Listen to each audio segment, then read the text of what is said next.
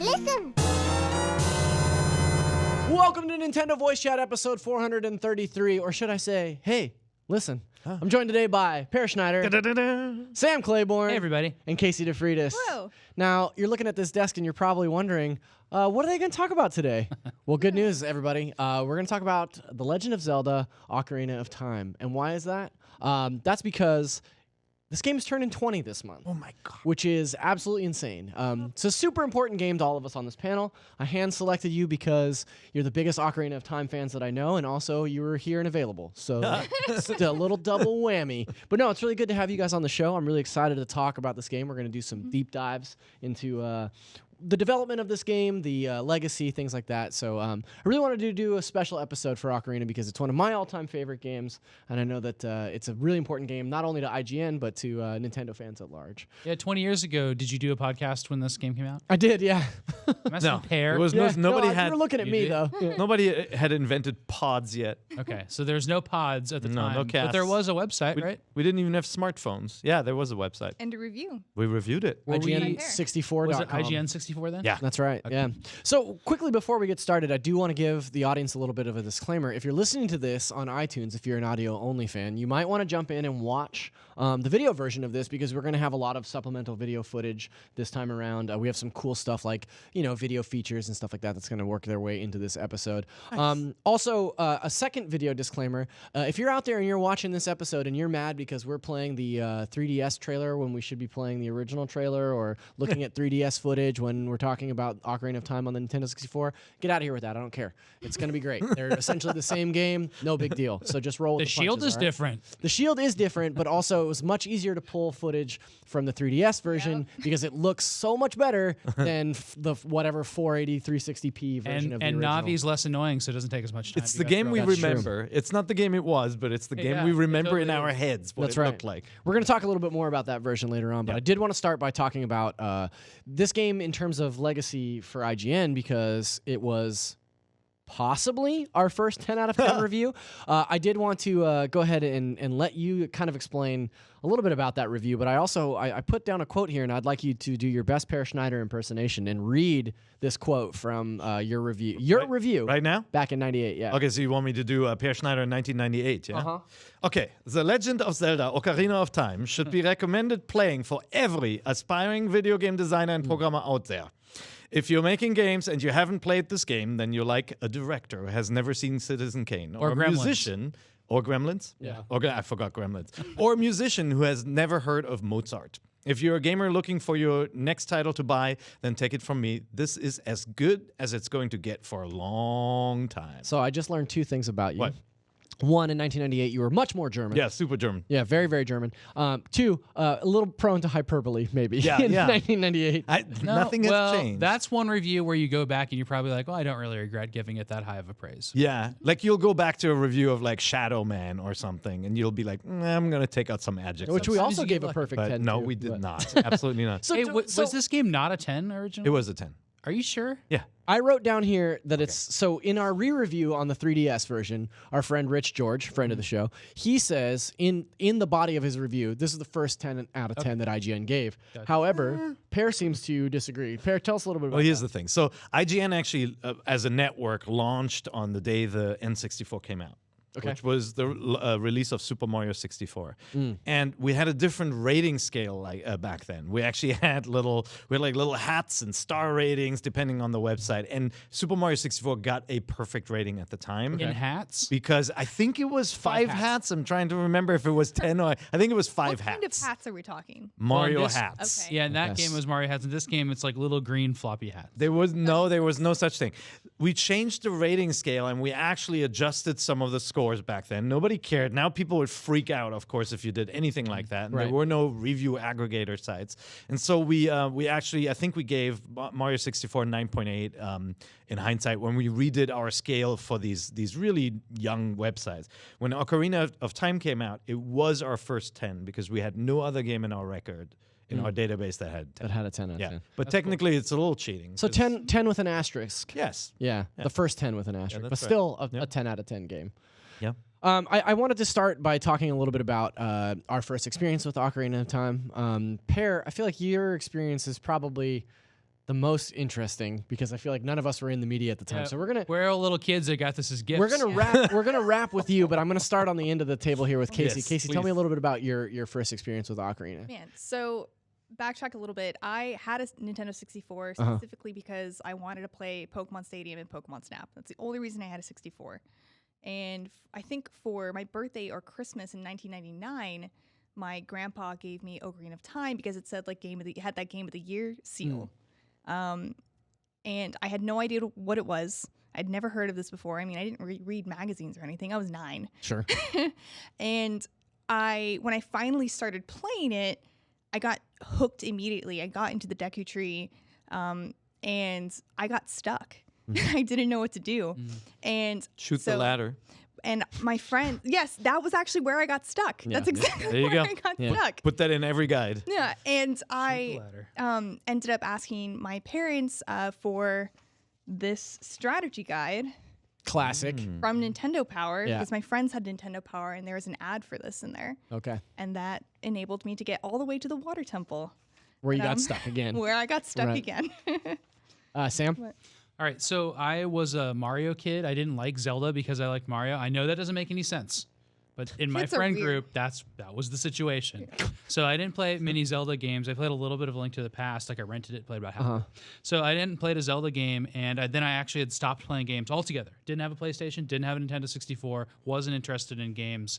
And went to a friend's house who was home from college. This is my senior year in high school. Or maybe, no, it was my junior year. What was it, 98? 98. Yeah. And he came home and he had this game, and I was at his house with a couple other friends, and we watched him play it for a long time. And the one thing I remember is running from Lake Hylia all the way to Death Mountain. And just saying, like, look how big this game is. Like, Right. that was the demo. Right. You know? And then, like, I thought, right then there, like, I have to play this game and I have to get a Nintendo 64. And I did. Yeah. Like, that sold me on it. And I got way, way back into games after that. But yeah, it's absolutely the game that, like, connects my contemporary, interest in video gaming to my childhood. There's a lot to unpack there with that sentence specifically, but we'll get back to that later. So I I had tried several times to get into the Zelda franchise and it just didn't stick. The idea of like going anywhere, doing anything was like too obtuse to me, like growing up playing games that had like clear objectives like run from left to right or go find this thing. So I had played Link to the Past and Link's Awakening, the opening couple areas, and was like, I'm not into this. And so Had you played a JRPG yet? no. Also, yeah. That must have been a big difference. Well, than so when you played it. I had stayed away from Zelda all the way up until 2002 when I was flipping through EGM and I saw screens for the Wind Waker, and the cartoon style of the Wind Waker, what like absolutely blew my mind. And I started doing all this research on Zelda, and it looked so amazing that I was like, well, there's all these other old Zelda games. Wow. Maybe I should go back and try those. Gotcha. And a friend of mine had a 64. Coincidentally, at the same time, I had been at his house and he had his 64 in a box with a bunch of games. And so I called him and I was like, hey, do you still have that 64 in the box? And he's like, yeah. And I was like, he's going to sell it. And I was like, can I just borrow it before you sell it? I want to play this Zelda game.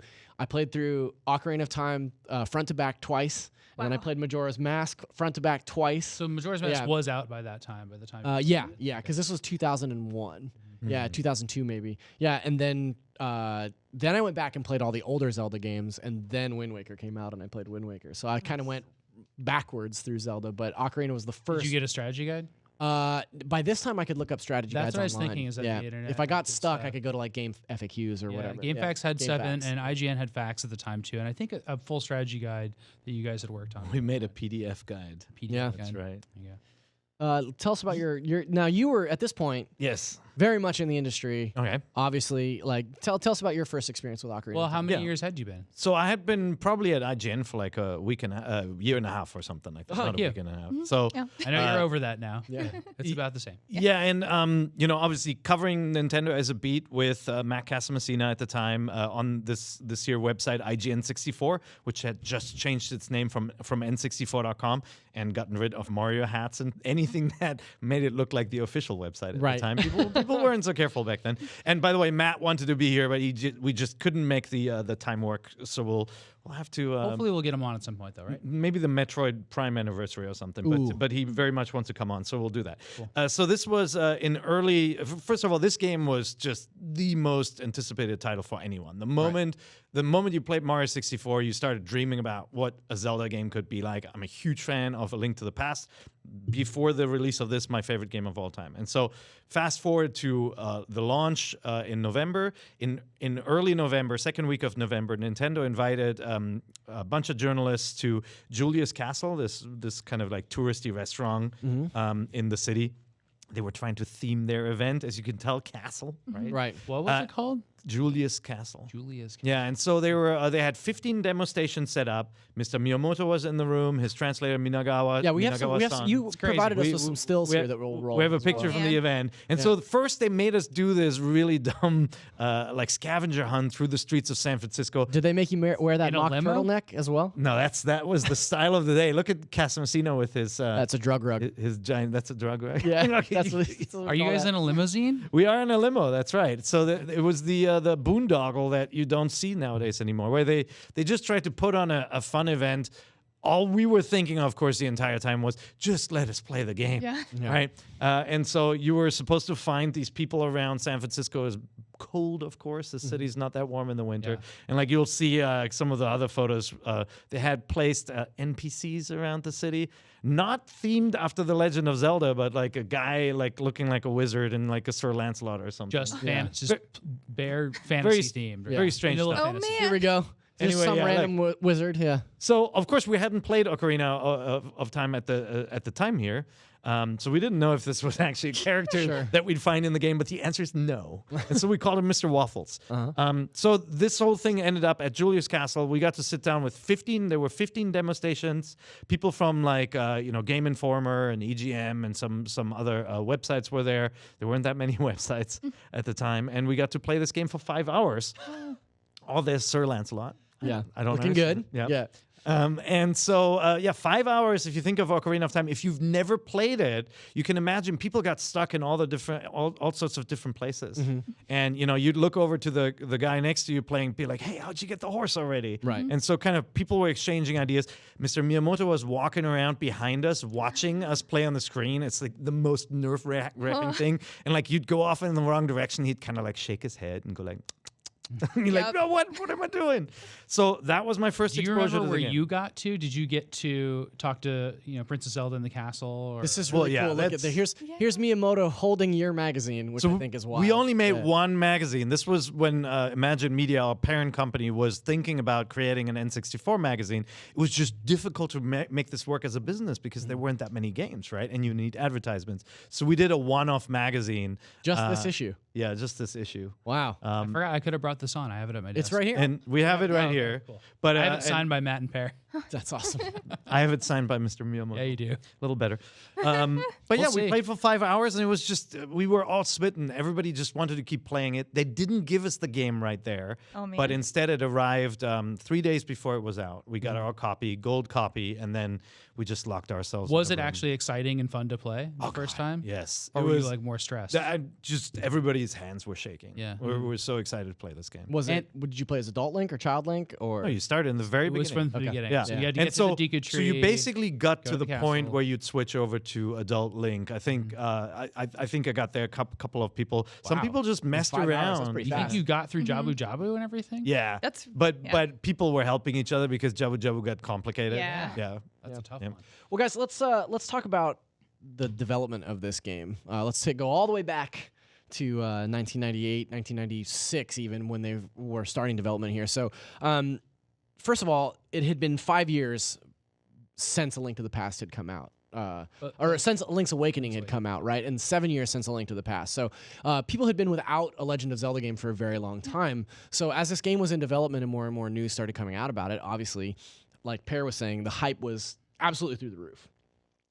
But specifically, the first time that people got a chance to look at it was this tech demo that was showed off at Space World in 1995. Yeah, there's no video of that. Actually, Yeah. we have video of Space World 1995 demo right here. So this is like Adventure of Link, Zelda 2 Link fighting a shiny metal knight. Obviously, not really. Yeah, I've only seen screenshots of this. Yeah. Not really anything that we can run that again, but not really anything really that looks like Zelda Ocarina of Time. Ocarina of Time looks just so that much shininess. better. Yeah. Yeah. This The was shininess would have been really impressive. So that was how everybody reacted to this. And by the way, I think during this time I was interning at the German version of Nintendo Power Magazine. Oh. In Frankfurt. Okay. I wanted to make a German joke, but I won't. Go No, ahead. but so this came out, and there was this tiny postage stamp video that everybody posted. This Dark Nut was super impressive. Just the specular highlighting, like the shininess of it. That's what everybody was talking And the about. sparks too. Yeah. And then the rays of the light in the background. Those are all things that are showing like, oh, the Nintendo 64 has lots of power. But you see immediately why they would use the metal too. Metal Mario in Mario 64 was also a like feat of graphical prowess. Yeah. It was like really impressive at the time. Yeah. And so that was like evidence. Well, it's funny because like, can you imagine? Have not played a Zelda since 1991, right? Since A Link to the Past comes out. And then this drops. And this is such an enormous leap forward from what that game was. Like, it's such a cool thing to think about. Like, people that were around and plugged in at this time and could see this must have been just so absolutely out of their minds excited for this. I don't know Like who Zelda saw fans it though. especially. Like This- it's so unusual to Yeah. see This at the time. this was and this was at the tail end of polygonal games emerging in the arcade. So I think Daytona was already out. Tekken was Virtua Fighter. You couldn't imagine consoles being able to do this. Right. Everybody figured you shouldn't be need this these giant powerful. hulking machines. What year was this? 95. Space World Wow. 95. Yeah, virtual racing and virtual fighter Yep. and stuff. We're like on 32X and stuff by then, Yep. but like just barely. So sorry, go ahead. I was just gonna say like the team that started working on this was like really weird, and it was the Mario 64 team, so which is we call the R&D 1 now, Right. And then they had some Zelda people involved, and like one of the people that was most involved at this early state was the person that worked on Zelda 2. Yeah. And I was just thinking today, like, what does this game have to do with Zelda 2? It's the combat. Yeah. Like, So this I have what we're that. watching is like so Zelda 2 like. I have that here. So Miyamoto has said that this game was originally heavily inspired by the sword and board stuff in Zelda 2, right? The idea of blocking and parrying your enemies. And you can see that because that Link in this Space World demo looks very much like the Link from Zelda 2, right? Like this is sort of his character design, right? So another thing that was really interesting about the development of this was that this was not headed up by one particular director, right? Like they divided this. changed that. Yeah, They chopped so it up. This is the first time in the Nintendo history that they developed this game across 5 different verticals, right? They had 5 different directors, and that's one vertical was scenario and planning, so that's basically story and like story beats, right? And then this one's really interesting. Link's actions and 3D improvements from previous installments. Like that's literally the name of the division that Miyamoto lines out in this GDC talk from '99, right? And if you think And about it, that's- like just making a character work in 3D, this was like after Mario 64, this was like the biggest change in how that worked. Like, there just wasn't games doing stuff like this. Yeah. So And they ran out of buttons too. That team specifically, ran out of buttons on the was controller. Miyamoto and Yoshiaki Koizumi, who Still doing Nintendo or still working for Nintendo. Recently directed Super Mario Odyssey or produced Super Mario Odyssey. Worked on Super Mario Galaxy, but he came onto this team specifically because of his work on Super Mario 64. And then you also had teams for 3D camera, 3D items, and motion capture. I remember reading that the Ocarina of Time engine was built off of Mario 64's engine, but There it just wasn't changed. anything else out. Yeah, Oh, they it changed everything. Yeah, it changed so drastically. Miyamoto said it might as well be a totally different engine by the time they were done with it. Yeah, that's correct. Each one of these things, like the camera even, is so different from Mario Yeah. 64, right? It was another thing that I that's read. Miyamoto said that the camera in Zelda is built to focus on the world around you, while the camera in Mario 64 is built to focus more on Mario, the character. Right. That's why you see such differing levels of control in those camera systems. So we'll come back to that as well. One thing that I did want to point out about the Space World demo before we're too far removed from it is that, people got really upset when they showed off the realistic footage of Link fighting Ganondorf and then brought out the Wind Waker, or when they showed that Wii U footage and then Skyward Sword was the Wii U release, right? Nintendo has a history of doing this exact thing with Zelda, where they show a version of Zelda that is not anywhere near a final version or final design doc because they know that people are hungry to see that, right? And it's a good way to showcase what that system can do. So I thought that was really interesting. When I went back and looked at the Space World demo, I was like, these guys have been doing this for years. What's so funny is like how bad this looks compared to what an Ocarina of Fight combat sequence would look like. Ocarina of Fight? Ocarina of Time. Combat sequence would look like. It's so simple and the character models are so kind of crummy. I we're mentioned, still excited. I mentioned Miyamoto's GDC talk, and there's one quote in particular. Now, I found this whole article on IGN, and it's really interesting because he talks a lot about Zelda, but he talks a lot about just the early years of the 64 in general. But he says, we designed the entire game by organizing these small teams and conducting tests to confirm memory size and processing speed. Let us recall Hyrule Field, the outside field from The Legend of Zelda. The characters that appear in the field all share the same RAM. So the following scenario, we have the Great Bird, Gabola, we have the skeleton enemies, and then once the bird has left the field, the Marathon Man appears. When Link rides the horse as an adult, the only enemy to appear is the ghost. So the scenario is written to match these types of design specifications, right? So he's talking about like the way that the RAM is parsed out across the fields as you're triggering different events, right? Like he's continually writing if-then segments that say like, if you're on the horse, then only this enemy appears. If you've already seen this, then this thing appears. Like, it's really, really smart design, and that's something that didn't exist before. And you can see the conservation that's required in this game because it has a past and present, or past and future. I don't know which one it is, but that means that like you have to use the same spaces over and over again and change them up. And if you think about it now, they did conserve a lot by making the spaces empty when you come back as an adult. Like, that is probably more space saving than anything else. Like, it's pretty lucky that there is an apocalyptic event because you don't get to talk to any villagers in the future, right? And your hometown is completely empty, right? And Hyrule Field has ghosts now. They had this. I mean, this economy, basically knowing what they had to work with, and then building the game design around it and the graphics around it. You can see when you play this game. Nowadays, we have these open world games, and you've got, complex geometry rendered even at a distance. I mean, look at something like Red Dead or Assassin's Creed Odyssey. Then you go back to Ocarina of Time, you realize what they had to do in order to get even Death Mountain to show in the distance. Right there. It's like it's a flat, it's a flat texture. You get closer, they do a different version of it. You climb the hill, you get another version of it, and they place curves and corners in such smart ways that you can never break the world. It exists without them having to render everything. It's so awesome. Well, think about what brilliant. a team like the guys and gals behind God of War this generation learned from The Legend of Zelda in terms of like, you're riding that boat and you're doing all these switchbacks in the water to let that next area load. This is exactly the kind of thing that you're talking about, like in a primitive state 20 years ago. Yeah, right. I think it's really interesting. By the way, I love the person who transcribed this GDC talk, official person, Gabola for the bird. Yeah, I said that, and I realized. Kapora Gabora. Kapora Gabora. Yeah. So another thing that they talked about in this GDC address was that how much Epona changed the game. So Epona was not part of the. This is a really great clip where he runs right into the wall. Epona was not part of the original design documents, and they wanted to have a way to get Link around a little faster. So they created, they came up with the idea of like, well, what if he rides a horse?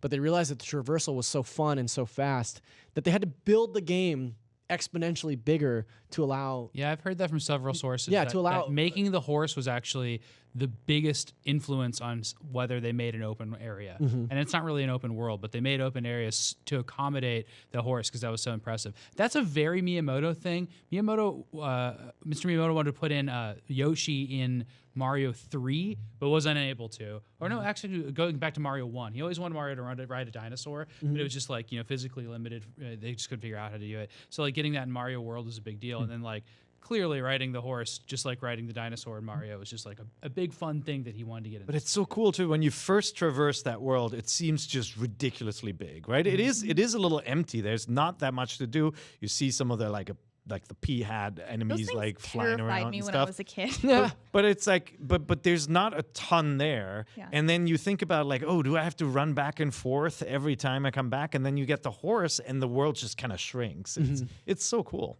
Well, it's wild too to think about. when I was first playing this game in 90, well, I guess not until 2000, but even then, it felt so much bigger than any other game world that I had experienced. Like the idea that Hyrule Field stretched across, this certain diameter, and there was all these different areas that branched off of it. Like you said, it's not an open world game, but it's as close to an open world game as we could have possibly imagined then, and it felt enormous. I mean, to go back to it now, it's almost kind of silly, like how truncated it feels, how small it feels. But like there were bad open world games out then, and there were good ones. Elder Scrolls was already out by then. Yeah, and that was an example of an open world game. But this is like a game that made that it didn't need to be an open world. Like I know Hyrule Field seems a little empty, but like everything that you can do on the sides of the world is like so built out and interesting and full of secrets and cool things to discover. I just think they really made the world so, yes, there's one horse area in the center of Hyrule Field, but if you go into Kakariko Village, you go to the mountains, you go to the desert,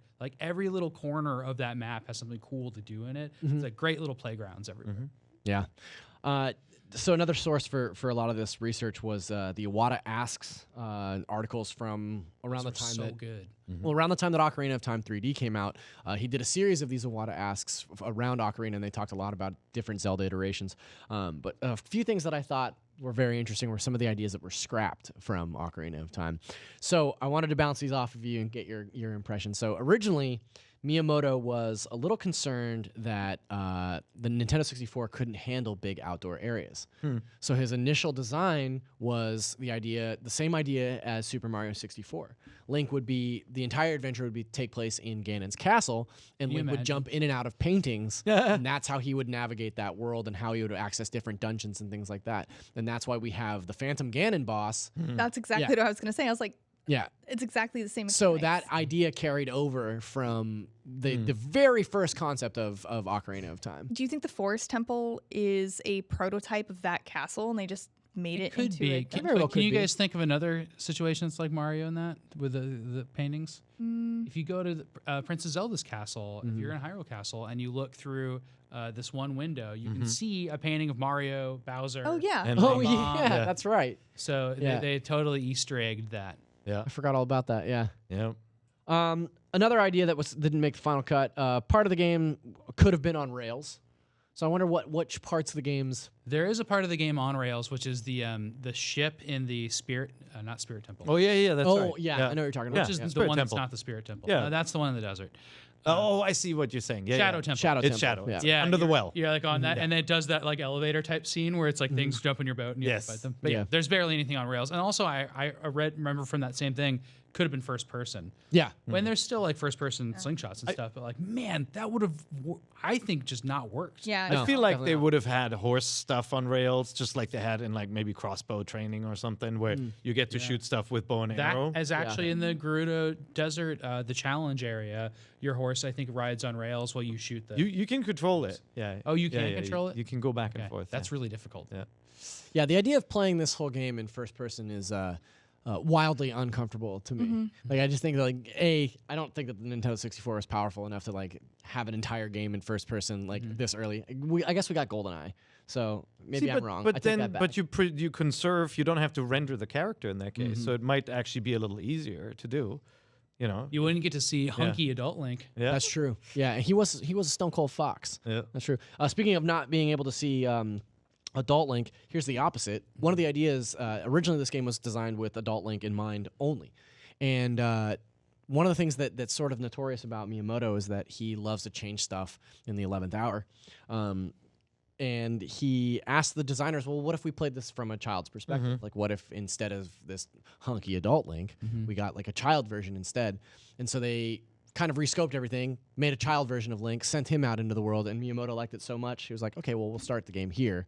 You'll start as a child, but then you'll also play as the adult version of Link. I know. Like that was not planned from the start. Like, how weird is it to think like this whole game is about time travel? It's about this like it's just really like well done that way too. But it's just like let's just put it together But because like we have it. A Link to the Past had the dark and the light world stuff, which this game echoes. Obviously, like it could have been close together. Like you could have just traveled between two dimensions. So I got to think they had the idea of having two different worlds two different timelines, but not actually have you grow up and old. But like it becomes a limiting factor. Like you can't ride Epona when you're a kid and all of that, right? Until Majora's Mask. And that's also, I guess, an example of one of the reasons why they didn't want to make cutscenes from scratch. They just wanted to generate it from the in-game assets, because then Miyamoto would be like, actually, I want to change this, and then they'd have to start all over again. Right. It's. I mean, these are some cool things that got scrapped. There were, at the time we were getting screenshots of this game before it was out, and one screenshot and even some footage showed. Link with the Triforce. You guys remember that? So I don't. There was a shot from Ocarina of Time where he actually gets the Triforce, which isn't in the final game, and it sparked just years of conspiracies that it was in there and you could get it and all of that. There's all these fake things about getting the Triforce. There's also a shot of Link in the Lost Woods with like polygonal trees. It looks kind of janky, and a Poe holding a lantern. So there were like these areas that they kicked around that just didn't make it in. The Triforce is not in it, but the R-Wing is in it. The R-Wing is in it. That's true. Yeah, Sam. Sam spent a Are you good gonna unlock chunk it of here? his day. No, I don't have the Game Shark in here, but I did figure out how to unlock with people's help on the internet the R-Wing and the Kokiri Forest, and it's incredible. So why is the R-Wing in there? A video about it. That was a neat part of development. So Z targeting, which we haven't talked about yet, was one of the most unique things that this game had. Like, how do you lock onto an enemy and make it, at least able to be hit by you in a 3D world with no other stick to control your camera? So they made Z targeting, and you could lock on. And to test that, they put in a little R-Wing to fly around, so you could target it and shoot it with your slingshot and bow and arrow, or maybe bow and arrow. I've never played as Adult Link there, but you can definitely hit it with your boomerang, and you can take it down, and it goes down out of the air and it crashes. It's like fully animated, with flames, and like it shoots at you, and shoots takes lasers off, at you. Yeah, hearts. That is still in the game code. With the Game Shark, you can unlock it. I'll write up little instructions for you to all try it out. You can also try it out if you have an action replay with the Master Quest version. Can you believe they left on it the in that? GameCube? Yeah. It's really funny too, because like when you come out of your hut, like it just respawns if you go into it, like into your house or come out of it. And when you come out, you get a little cutscene of the R-Wing like taking off over the village. It's really funny. And Star Fox 64 had come out by then, so Yeah, there was it'd come the out. It'd model come and out the stuff. early year. Yeah. And early I had year people earlier. yesterday just come by our desk, and they were all playing it like in a little line to like play that little cutscene. It was a really magical moment. It's really amazing. It's when Sam booted up Ocarina of Time yesterday, and the menu music started playing, so many people around the office just congregated around the like TV. a magnet. Yeah. It's like, This music. It's so low. Yeah. Well, you probably heard it was so chill. This was such a different title screen from any other game on the market. It was all chill and calm, and everything else was like Resident Evil 2. And then you get that one glimpse of Twin Rova in the Spirit Temple, like the there's last total temple that spoilers. you Yeah. go to. Oh yeah. Yeah, it's funny because like Sam asked that we set up this TV and just kind of have the title screen on loop here while we're talking about it, and it dawned on me as we're sitting here that I don't think I ever just let it play. Oh, I think I did after Yeah. after Super Metroid, which gives you hints. yeah, and I'm like gotta let so Nintendo surprised games at roll. how much of the like late game they show in the title screen stuff. Yeah. Like, They're chic. yeah. So it's pretty wild. So you mentioned Link to the Past a minute ago, and one of the things that I think is really interesting about Ocarina is that it takes a lot of the ideas and a lot of the themes from Link to the Past and fleshes them out. It adds, a more thoughtful story. It does the same like duality, like light world, dark world thing in the form of like the present and the future, I guess. Right?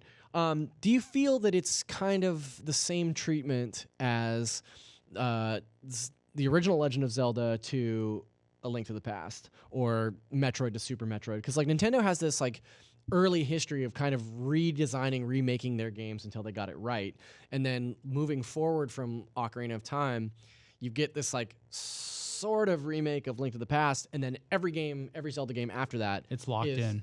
very much based on Ocarina, right? Yeah. So Yeah, Zelda 2 is really the fluke in that whole system. Yeah. Like a lot of games have, and even before Ocarina of Time and Link to the Past, you had games like Final Fantasy where the world transforms significantly when there's like the apocalypse happens, and so that we have seen that theme in a lot of Japanese games, and so it was kind of expected.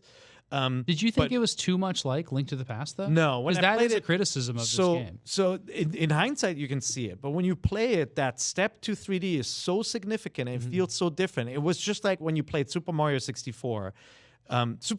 Super Mario World before it, and Yoshi, it was all about precision jumping, like jumping right at the edge and like running fast and all that. You can't do the same thing in Mario 64, and so they designed the puzzles and everything very differently in that game, and the way you do acrobatics and like backflips.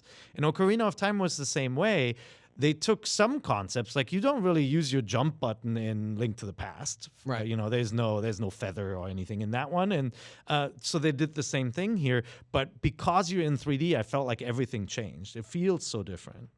It's thinking back, that was a huge criticism back then. It's like, you can't jump in that game. Oh I yeah, don't people want to are play pissed. it. Yeah. Yeah. Because of it's Zelda not 2 even- and yeah.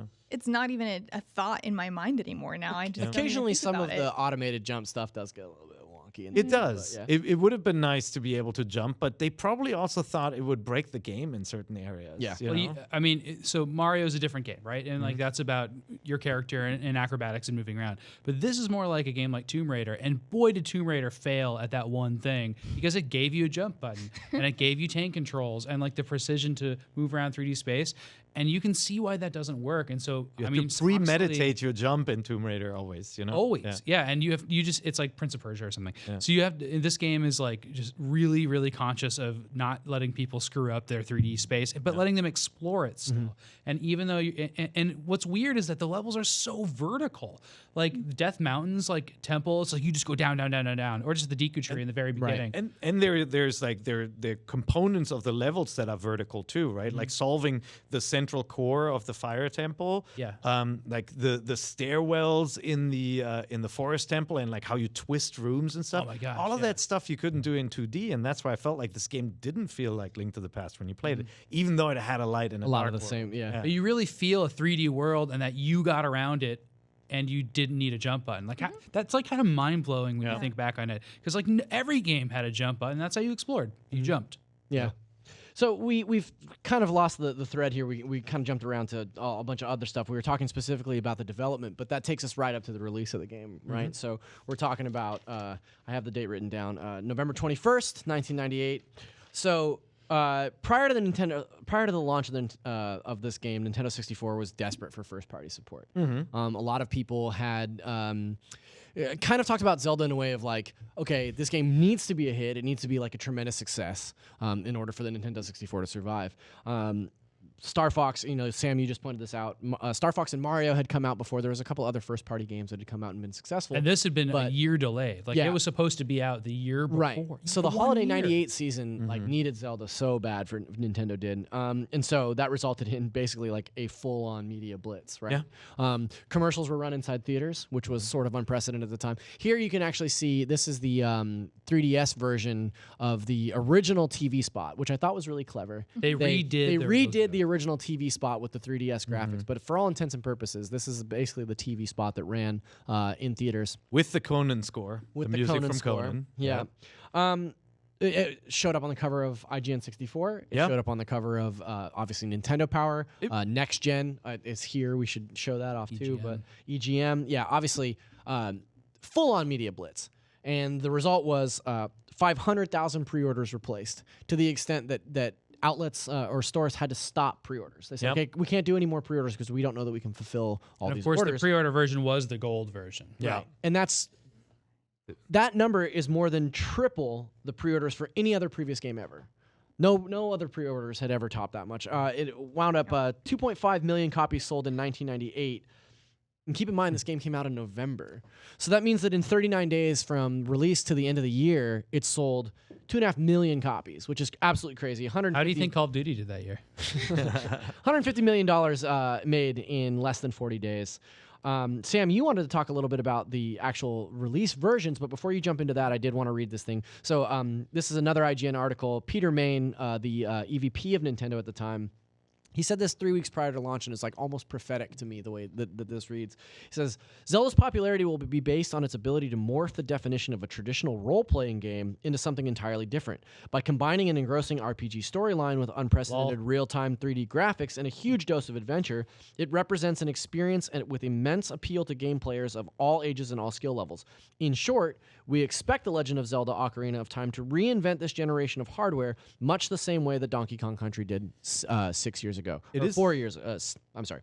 Donkey Kong Country did for 16-bit games 4 years ago. It is prophetic. Yeah. But you'll also notice a theme there. He brought up RPG a couple of times. Yeah. And this So was silly. this was on purpose. First of all, Ocarina of Time is an action adventure, right? It's not what we consider to be a role-playing game. The genres have kind of blended nowadays, and it's difficult to tell them apart. But it was very clear that this wasn't a stats-based game and about developing your character, unlike Zelda 2, which is the only RPG in the series. But what Nintendo didn't have on the N64 was the biggest genre in Japan. And the month before Ocarina of Time came out, What's up? in You don't like Japan- Quest 64? No, neither did Japan. They had lost Square Enix support. Atlas was barely there. They had lost, Square and Enix, two different companies at the time. So Final Fantasy and Dragon Quest were gone. And so they played up the RPG-ness of this game so much. And the month before Ocarina of Time came out, in Japan, they were discounting the N64. It actually hit $100 in yen. So that was a really low price because they wanted to move units and they were banking on this game. So they even brought down the price. But obviously it did well. Yeah, I mean, it went on to become a tremendous success. It's to date, it's the number 4 best-selling game, not of all time, but on the Nintendo 64. But the Nintendo 64 still trailed the PS. Yeah, for sure. Like the PlayStation just really took And that was a off. big deal because Sony was a newcomer and Nintendo had ruled the market, certainly in Japan with the Super NES. Yep. Sam, tell us a little bit about these 3 release versions Yeah, that you so brought on. as of like 2 weeks ago, I've tracked down the 3 versions of Zelda that exist out there, and they're shorthand known as the version 1.0, 1.1, and 1.2. And you can tell, and this is for collectors only out there, if you pick up a copy of Zelda and you get the cartridge, if you look at the back of it, and you won't be able to see this unless you really zoom in, there's a little number right here, and it's embossed. It's actually pressed into the sticker. And on this one, it says 19. So there's a number, and then there's, for the other versions, letters. So if you have a copy that just has a number, whether it's gray or gold, there were gray copies, I think, with the number, I'm pretty sure. That means that it's version 1.0. And that has all of the best glitches in it. So all the things that speedrunners really like, the way to break this game the best and stuff like that, that's all in that version. The Fire Temple chant, is it? That's there? all in there. And so there's a couple things they took out that might have caused a controversy eventually. But it's important to point out they weren't controversial. Like nobody brought this up and said we should take this stuff out. And that is that there's a chant in the Fire Temple that's from a sample CD that was out at the time. They were allowed to use the sample, but it had It's Allah is great. It's a religious chant, Muslim chant. and it's kind of processed and weird, and it sounds like like this echoey chamber of voices. You can barely hear what it's saying, and if you know what it is, you can identify it though. So they took that out for subsequent versions, and as I said, there's a lot of bug fixes, but that wasn't quite out yet. So then they put out 1.1, and in 1.1 they did which that's all the bug fixes. But 1.2, that one is the one where they had all those things taken out, and they had that taken out, and then they had Ganon's blood changed to green. That's right. Yeah. I remember And then that. some people will tell you they changed Link's shield, which actually has a crescent moon on it, but that wasn't until the Ocarina of Time 3D version. Okay. So there are 3 versions, and the way you can tell is that the first one has a number on it, the second one has a number and the letter A, and the third one has a number and the letter B. And so if you find those 3 versions, they are pretty fun to play with and different. And the Game Shark codes for each one are different as well. So I got another one for you. So the box in front of you is the Japanese release, and Such the a pretty Japanese version had a really cool cover, that silver cover. Yeah. So if you put this Japanese version into a Japanese N64 and you put the 64DD underneath and you boot it up, it'll say, please insert the Zelda 64DD disc. So they included So this the had the information hooks to do that. for the game that never came out, which, well, it came out as Master Quest, but there was supposed to be a 64DD version of Ocarina of Time to add on and remix the quest. And so this game still has the hooks in it when you plug it in. There are a bunch of rumors saying that Master Quest wasn't what I think it's called, like Uda. Uda Zelda Yeah, is... Uda Zelda. Yes. Yeah, that Master Quest isn't really what Uda Zelda was supposed to be. It was just the bare minimum that they took to make Master Quest. That's right. So that's not what I heard when Oh. they're They're very rumory. Yeah, They're just so complete I remember speculative. speaking with Nintendo about this Uda Zelda, and we were obsessing over this. And they kept on, whenever they spoke in English, they called it another Zelda, and then when they spoke in Japanese, they called it Uda Zelda, which is Uda is Japanese word for other, and like kind of like Urawaza is like these secret little things in video games. And they said they wanted to create something with the 64DD where first of all, if you dropped something, it would stay where you put it. And so, because the 64DD had a writable disc, you'd be able to have a more persistent world. And that's where the original Ocarina of Time came from. It was supposed to be a disc game too, right?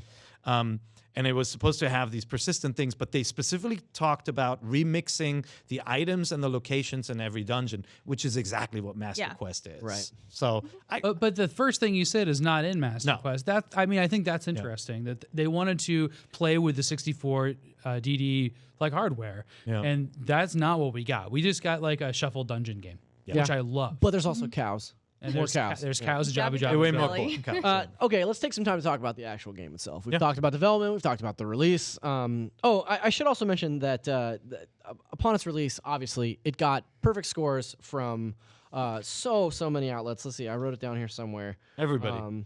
Yeah, it was Famitsu, Edge, IGN, GameSpot, EGM. Like all these outlets gave it perfect scores, and it's still the highest rated game on Metacritic. How did PlayStation Magazine like it? PlayStation Magazine gave it a 0 out of 10. Did not appear on PlayStation, unfortunately. So, Sam, you brought up Z targeting, which, to me, this is absolutely insane to me that this didn't exist. Like this is the one thing that this game does that, to this day, you can find this in every single game. Like, this is the legacy of The Legend of Zelda Ocarina of Time to me. Like, And you need it for this boss. well, Oh, yeah, yeah. this guy for sure. But I mean, I'm talking about any game that you play, any action game that you play today. Dark Souls, Assassin's Creed Odyssey, Red Dead. Like, well, maybe not Red Dead, but any of these games have this exact concept, and it did not exist before Ocarina of Time. Can't understate the importance of Z targeting. There was a very simple version. There was Mega Man Legends, which was released before this, I think, but that was was the bad. same year. but was shown after Ocarina of Time was shown first, and the Z targeting. It has a you stop in place when targeting. Right. No, this was really like I looked this up back then too to see are there any games that did this, and nothing did it. Nothing did it, and then every game did it afterwards. Sometimes automatically when you get close to an enemy, you always circle strafe around them, like basically replicating what a fighting game would feel like, Right. a Virtua Fighter or something off the time. Did you guys change the type of it? One of it is just I think you just tap it and tap it, stays it locked. holds. Pro mode, Yeah. you hold it. Yeah. Yeah, and the other you can hold. Yes. Yeah, I Which always one- held. I can't remember which one I used. I yeah, I love always holding. held. Yeah. It It's didn't make nice sense because you to me can to not. unsnap and run away. Right? Yeah. So one really cool thing about Z targeting, and this goes back to Mario 64, is that in Mario 64, in order to explain the camera to you, Nintendo created a character. Yeah, right. Lakitu. They got the Lakitu floating behind you with a camera, and so they basically say, "Oh, what you're seeing is actually the camera broadcast from this character." They did the same thing here. Navi is your lock on, and so Navi will show you things that you can lock on by flying into the space. And when you don't have Navi, you can't lock on to Right. things. So it's really clever. Hey, listen. Classic Zelda setup carried over from Link to the Past, and that's 3 dungeons to begin with. Yeah. That open up into several more dungeons, right? So you start off, Child Link has to tackle the Deku Tree. He's got to tackle Lord Dodongo's cavern, and he's got to tackle Jabu Jabu, which, by the way, everybody talks about how the Water Temple is the worst. It's not. The worst It's just hard. dungeon. It's not. It's tricky, and it's cumbersome. Jabu Jabu is the worst one. What about And it's that because mini it's ice just like- dungeon? That one sucks. I like that one. Where you have to, the blocks get You too like much. that one? Yeah, where you're like slipping The and ice sliding. dungeon's you gotta always fight the annoying. wolves. I actually really like the ice cavern. In Yeah. this Yeah, I like the game. ice liked it a lot. wolves. Yeah. Yeah. The white wolf those. Yeah, that sound is great. Yeah. Yeah. Yeah.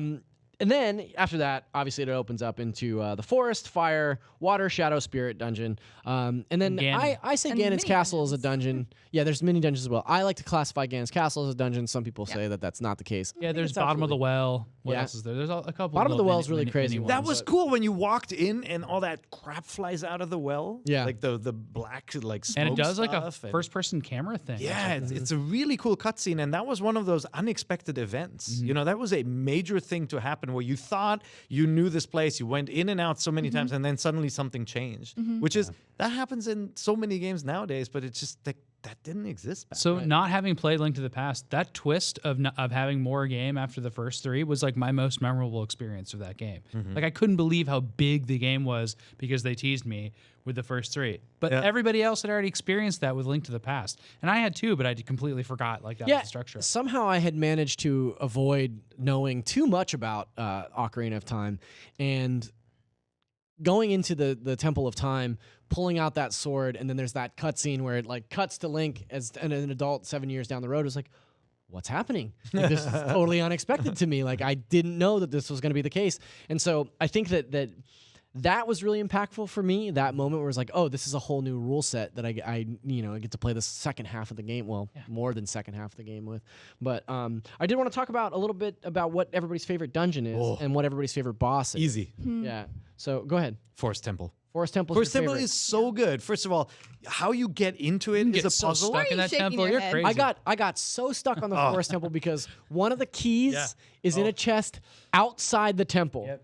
Which is so annoying because you can make it so far. It's the entrance. It's the spill room. Yeah. It's the spill room. It's still It's like part a of the foyer, house. if you will. Yeah. No, there's Think a about couple of them how- like that, like under the tunnel. But go ahead. Think about how this dungeon communicates like the challenge. It's like you walk in and it's basically like the beginning of Pac-Man. You have like 4 ghosts like disappearing That's true. into That's all the neat. corners of the dungeon. And so your mission is very clear, is to find all 4. And then you start exploring. You're trying to figure out how to get through this.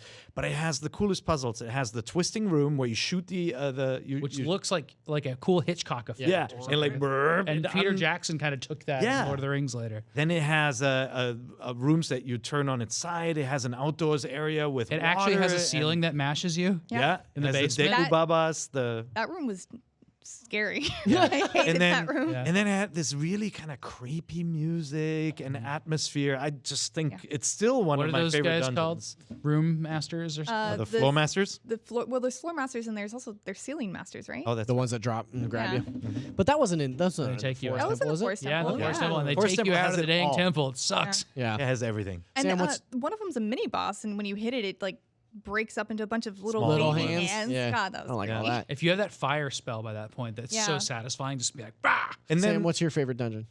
Well, no, and then the pose were so cool. Oh. And like and you like the boss fight yeah, there too. and you get the bow and arrow there, right? Yeah.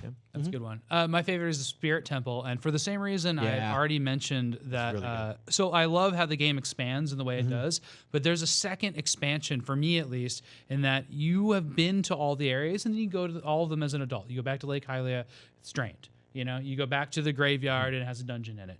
But this is a new area that you haven't seen, and there's an area before that. You go to the Gerudo The Gerudo Fortress. village, the fortress, and you save those poor trapped carpenters, and then you cross a desert, and then it opens up, and there's like an oasis with like a giant colossus.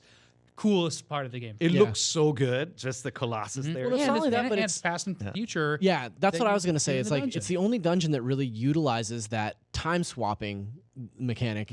That it's the last dungeon, and you have to go back and forth and solve it as an adult and as a kid, which like works thematically, amazing. But also, I remember even the first time I played it, I was like, I wish they would have done this more in the other dungeons. Like like it made you switch back and forth between the two eras.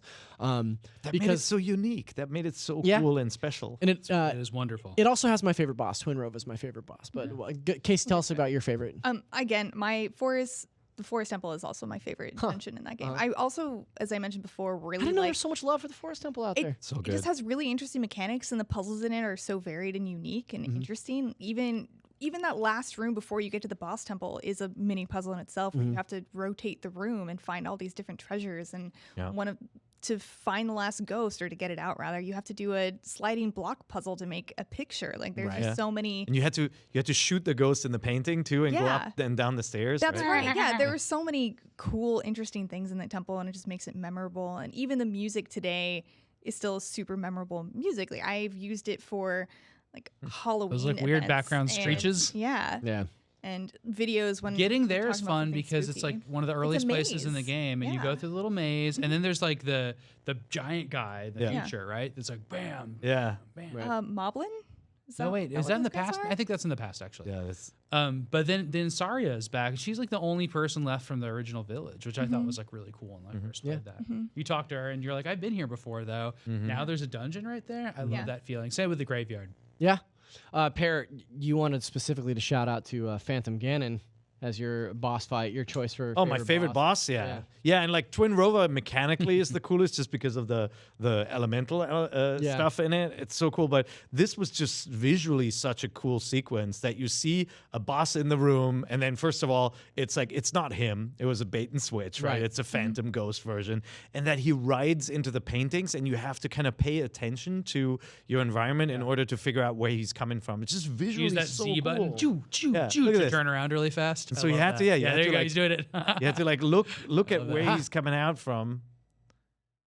And then shoot him with an arrow. Oh Yeah. no, that wasn't Try to him. track him man. down. There you Yeah, go. it's fun. Yeah. It was a little unwieldy, but it's so cool. I died visually. on that boss. I remember how hard it was the first time not being able to figure it out. Yeah, this was the first time, the first enemy in the game that I died a lot on, and like going back to it now, it's crazy like how easy it is to get past any of these bosses. But this one I specifically remember having to fight multiple times. And while so many video games of this age were like trying to go to 3D but didn't quite make it, like think of Crash Bandicoot. It's polygonal, but it's all just, it's like every platformer before, it's just not as good. In this game, they said this game is in 3D, so there's a guy floating around the room, and you're going to hit back the beam at him, and you're going to lock on. You have to find him, like all these elements. That should not work as well as it works. Yeah. Right. Well, and The tennis it's wild game. too because like you fight this boss so early on in the game, and then hours later, this mechanic is how you defeat the final boss. Like, And this is the one they thing that don't tell you Nintendo how to does. figure this out too. No, I think Navi's telling And you then maybe. they bring this back too. Have they ever done this before in a previous Zelda game? Unfortunately, if I had played Link to the Past, I got would him. have known You hit that. you hit the So beams. it's like the final boss, you do that exact thing in it. And again, like that's It's just a now recurring can be mechanic. considered a criticism of this game. But I'm glad it was a surprise for me, and it should be a surprise for everybody that played it at the time. But it wasn't. You just mentioned Twin Rova in the Spirit So good. Temple, which is my favorite boss. The music, too. Yeah, the music is amazing. The battle itself, I think, is so clever in that. For people who don't know what that is. So it's basically it's twin sisters that are flying around attacking you at the same time. And so one sister is an ice elemental, one sister is a fire elemental, and they shoot their like ice and fire beams at you. And at this point in the game, you have the mirror shield. So what you have to do is bounce the elemental, like the ice elemental, onto the fire boss, and vice versa, right? So you can only damage the bosses with the other boss's weapon. And it's such a clever twist on the way that every dungeon works, in that usually you're getting weapons throughout the course of the dungeon that allow you to take out the boss, but here you have to turn the boss's weapons against them. And I think it's so smart and so fun, and like I wish that the 3DS version had done like a boss rush mode, because I would love to like go back through and fight a bunch of these bosses, but this one by far, like it's just such a fun fight and so challenging. That was one thing the Majora's Mask did that I really appreciated, and that you could just go back into the boss rooms and re-challenge the bosses as many times as you wanted. But Majora's Mask recast the sisters Yeah. as good I people love too. them. They're the I sisters love out in the them. swamp. Yeah. Yep. That is really funny. See, there's How the cool that is. there's the swap in action. Yeah. Again, you couldn't do this in a 2D game like this. Everything was centered around this 3D viewpoint. Sam, why don't you tell us about your favorite boss? So in the middle of the water temple, you walk into a room and there's like finally like a little bit of peace and quiet, but it's not a room. It's like a giant empty skyscape with a little tree in the middle. And as you can see, that actually doesn't happen until a little bit later. At one point, you can't figure out how to get out of the room, and then you turn around and there's a freaking shadow version of Link. But your shadow your reflection disappears. That's right. Yeah, you see your reflection when you enter, and then suddenly it's gone. And some people notice, some people don't. Yep. Yeah. I love that. It's a great little trick. I don't know why it's in this temple. It's super cool, and it's a really fun fight and hard to beat when you don't know what you're doing. Really difficult, yeah. And now I know that because I've beat Zelda 2 in the past couple of years that this is a boss in Zelda 2. I think it's the final boss. And what's really funny is that little like I love how he does that little jump off into the ground. I think that's really great. But Shadow Link is just so fun, and this is like the frustrating thing you get into, where it's like they programmed this to like if you are not knowing what you're doing, like you just have to swipe over and over again. It's really funny.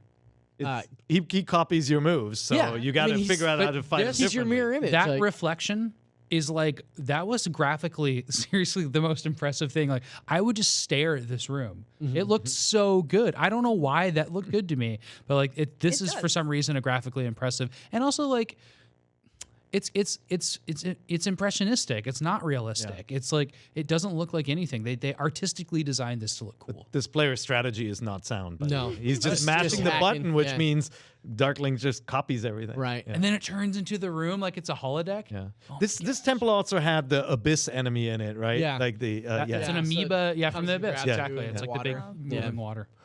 Casey, not Sorry. at all surprised by your pick here. is it? It's you got a little dragon enemy that Casey picked as her favorite boss, but actually, So- this was a close call between Volvagia and Twin Rova for me as well, because this is an awesome boss fight. I also really love Phantom Ganon, but I figured I'd talk about something different. Yeah. Volvagia, the whole battle mechanic is like a dragon whack-a-mole. yeah, Yeah. I thought that was interesting to have It's to. humorous. Yeah, you get to use a giant hammer to hit a dragon coming out of a lava hole. It's a subterranean dragon of fire or something, but he didn't do it really quick enough if you're watching the video, but if you hit the Volvagia's head fast enough, like as soon as he comes out of the hole, he just goes right back in and then ends up flying, and you get to shoot him. I love And the flying part. I just really like the design of the boss. I think it's really cool. I mean, he's like a fire mane and horns, and Nintendo has repurposed this design to a character for Hyrule Warriors, which became a very prominent character in there called Volga. And it's like a humanoid version of Volvagia, and he's able to So like Bowsette. yeah, just like that, Sam. And No. like it's like a Chinese dragon design, right? Yes, Which it's a we've seen in flying Breath of the dragon. Wild as well. Yeah. Yeah, that's a good point. I also just love like- his fire hair. It's cool. so cool. So sad when he gets knocked out like Yeah. He's also such a huge enemy. Yeah. Like, it's such an insane thing. I remember the first time I played this game, just seeing the scale of this enemy kind of, crawling across the sky like that was just like, how am I supposed to take this thing out? Like, this Yeah. is Dongo's absolutely really nuts. big too. Yeah, totally. That was another This- one. this I liked boss- the Dongo as well. Like throwing I throwing know. bombs The into the Dongo mouth was or great something too. was just Yeah. All the bosses have those little funny subtitles. Isn't that a great touch? They almost It's sound like a like The bad wrestler intro? translations, Yeah. Yeah. I added them to our run of shows so we could. Did you? Yeah. Which one? is Which it? one is this one? Subterranean lava dragon. There you Yeah, go. that one. Sorceress sisters, Twin Rova, evil spirit from beyond, Phantom Ganon. Isn't I like that that great? one a lot. Yeah. And also, it kind of goes without saying that this game, maybe even more so than other Zelda games, is just absolutely chock full of secrets. There's so many weird things to do and find, like be it the giant ghost pose that wander around at night, or all the Skulltulas, the trading sequences. That was the coolest thing, having to find all the spiders. Yeah. And like you mentioned Red Dead Redemption earlier. If you play a game like that, you will notice elements that go back to this game. Like in Red Dead Redemption, if you're looking for legendary animals and you're walking around and you find a sign of an animal, usually poop, it will rumble. The controller will rumble, which is a concept introduced by the Rumble Pack in Ocarina of Time. The Rumble where you Stone. had this Stone of yeah, Agony, Stone of where you could use the rumble to find secrets. And again, that nobody had done that. Nobody had thought of that. Yeah, I think my big takeaway from this game and why I loved it so much at the time is that it is a world that's full of secrets, and they encourage you to find them in such fun ways. And I always think about the first time I was in Kakariko Village. Every person you talk to has like a little quest or something that's interesting, but you also know somebody's like, "Hey, gather these chickens for me," Right. And it's so fun. Yeah. 'Cause Yeah. it's a almost like the classic. town is built just for that. Yeah. And like any other game, I'd be like, "Oh my gosh, I'm not going to collect these for you," but they're hard to catch. They're in really clever places, and as you In a explore, like, box. One is And in they a let you box. fly. yeah, once a box. Yeah, I was and gonna they say, let yeah. you Imagine, fly. Yeah, imagine my exactly. surprise the first time I jumped off something high, holding a chicken, and I Yeah. could glide halfway across the village. and You like, can get over the fence that way. yeah, that's one of the ways you get a heart piece. And but when you get over the fence, and when you're like, you're like, can I get in the windmill? Can I get on top of this tower? Like, oh my gosh! Like, I it messed just around with as soon as that opens up, you're like, I want to explore everything. I messed around with those cuckoos a lot, Yeah. trying to get places I shouldn't be. the whoever wrote this portion of the show just put beans in all Yeah. caps, read and that. That wasn't me, was that you? that It's was things that's hard to remember that people don't remember. This like there's actually beans, magic beans you buy, and you plan That to was get to really cool the places. flying. So that was the coolest, leaf. like one of the coolest things to me was like because you're wandering around as Childlink for so long and you see these little patches, and Yes. you can't figure out what it's for. And then like you put the bean in there, and like a tiny little sprout comes up, but nothing happens. And he goes, ah! Yeah, and it's like, well, that was a waste of rupees. Like, why did I do all that? And then going back past them as an adult, and you see these lily pads that levitate you up to the next area. Just blew my mind. I was just like, that is so cool, and there's hidden secret stuff behind them. And then the graveyard. The graveyard is Oh, so with Dante? great in every Zelda Zelda, game. yeah. And like in this one, you actually have lightning hitting Yeah. the gravestone, if you remember that. Yeah. And like it's raining and miserable. It's so freaking awesome. Yeah. That go ahead. grave that has a heart piece if you play as I think the Sun Song at the end, but that's full of Creepy, the redeads. Yeah. I couldn't That's do it. a I really went and I was cool like, I'm not doing this. And then I was a baby and went and got my dad. And I was like, Too Dad, you spooky. have to get through Yeah. those redeads. And he The just ran entry past to them. Dante's tomb with candles. I remember. Yeah. So when my daughter played that game, she always gave me the controller the moment she saw a redead. Yep. Like, when they scream at you, and then they chomp on your head. Yeah. They're all it's so skinless and stuff. creepy. It's gross. Oh yeah. I just we- mentioned a few other really quick things in here, in secrets, and one thing I wanted to bring up is the gossip stones. Yeah. Because that's like the little patches of dirt in which you see them and you don't really know what to do with them, and you can do a lot with them. You can bomb them and something happens. Just like with the fly patches of in dirt, the you can sky. put bugs in that and they just go away. Like, Yeah. you can interact with all of these things and they're mysterious. It's not like the game is like one day we're going to tell you what these are for. It never tells you what they're for. Yeah. It's just nonsense. It's like goofy, weird stuff. Yeah. love I it. love that. They laugh. They give you clues about different things that you can do. Like they clue you into different stuff around about the game that you would never be able to find If just on you your get own. the mask Yeah. much later by doing a crazy mask mission Right. thing. That like- crazy mask mission is called Majora's Mask on Nintendo 64. Comes back. There are so many, like you were saying, there are so many secrets and different things that you can do that don't really matter. Like you can steal the fisherman's hat with your fishing pole, and then he just never gets it back. He's just bald for the rest of the game. That's pretty good. I didn't know you could do that. Yeah, you can Yeah. fish his hat away. That's pretty great. And about the beans, like if you plant one on Death Mountain when you're doing the Bigoron Yeah. sword side quest, that's a great shortcut to get up Yep. when you so your potion doesn't expire, your eye drops rather. Yeah. But there are just so many little things that you can do to make it more interesting and fun. Did you break Bigoron's sword too? That was a huge shock for me. I, Oh, when so you broke it? I didn't know that you could get Big Goron's Yeah. sword until years after I'd played the You game can't initially. break Big Goron. You can break the second one, the second sword. Yeah, one of them breaks, right? Like before it is fortified. That's in Majora's Mask. Oh, that's in Majora's. That's what it was. But that's a great sword, and Yeah, it sucks yeah. having to have a fragile sword through it. It has like 200 hits or something like that. Nintendo would bring back the idea of a fragile sword in that's Breath right. of the Wild. many times. yeah, seriously. Uh, no, Big Goron, you do start with a broken hilt. Yeah. That's what it is. And Yep. but it's just like this whole trading sequence. That is the most ridiculous side quest. It Oh is yeah, it's nuts. the most ridiculous chain. It involves so many people across so many. Have you played Link's Awakening? No, That's got nothing. probably one of the That's craziest where the trading quest Yeah, started. that's one of the Yeah. craziest trading quests because you got to talk to like a crocodile and like give him a can of beans or something. It's crazy. There's like a goat that's in love with a person. Yeah, Aw. you meet like a little chomp with a bow on her head. Yeah, there's a chain chomp in it. Straight Um, up chain chomp. We got to talk a little bit about the story. We're running a little long here. This is a jumbo-sized episode, but so I'm sort of the mindset that most Legend of Zelda game stories like okay, it's fine. This one was the first Legend of Zelda game that I feel like actually had a real dedicated story, right? Like it took some of the ideas from A Link to the Past and fleshed those out, and like they, it introduced the Chamber of the Sages. It really went back to explain what the Triforce was. There's actually only about an hour and a half of actual story cutscenes in the game, but one thing that Casey mentioned earlier is that they're not CG cutscenes, they're not pre-rendered cutscenes, and this was by design from Miyamoto because he didn't want to take the player out of that world. They also He didn't have want- any space left. on Right. that Well, he didn't want FMV characters to look different from Yeah. the way that they looked as you were playing them, like you would see in, say, Final Fantasy VII or something like that. But also, and probably a bigger reason that he addressed in the Iwata Asks series that I read, was that he knew that he would change something. He knew that he would come in the 11th hour and change things, and he wanted to have the ability to change things in cutscenes as well. And if cutscenes are pre-rendered, Look, Sam's on the and- screen. yeah, there's Sam. If they're shipped and they're ready to go, he can't go back and change them because that's like weeks and months worth of work that he'd have to retcon, right? So Yep. I thought that was really interesting. This is from Anuma, a quote from I forget where I found this quote actually, but he says, while a lot of people say that they like the epic story on the level of the script, the story actually isn't that epic. it feels epic because of everything you experience within the game is added to the story. So that kind of goes back to the idea that like there's really only 90 minutes of cutscenes in this game. Everything else is the sort of inherent player-based story that you're telling yourself. And it's a very, very simple story, right? Compared to Majora's Mask or think about like compared to something like Skyward Sword, or to a lesser extent Breath of the Wild. But like Skyward Sword to me felt like something where they're just like ham-fisting this story. Into that game. But also had one of the best story beats in the series, right? Like Ocarina of Time doesn't have those moments. Right. Like there's the moment of surprise if you didn't guess it for Sheik, for example. Right. Like the reveal. That was spoiled for me.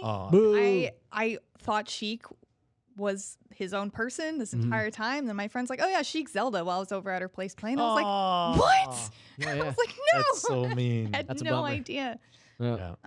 Miyamoto is sort of famous for talking about how he doesn't necessarily think that stories work in games. Like they don't really necessarily have like a huge place in the way that he designs games. I agree.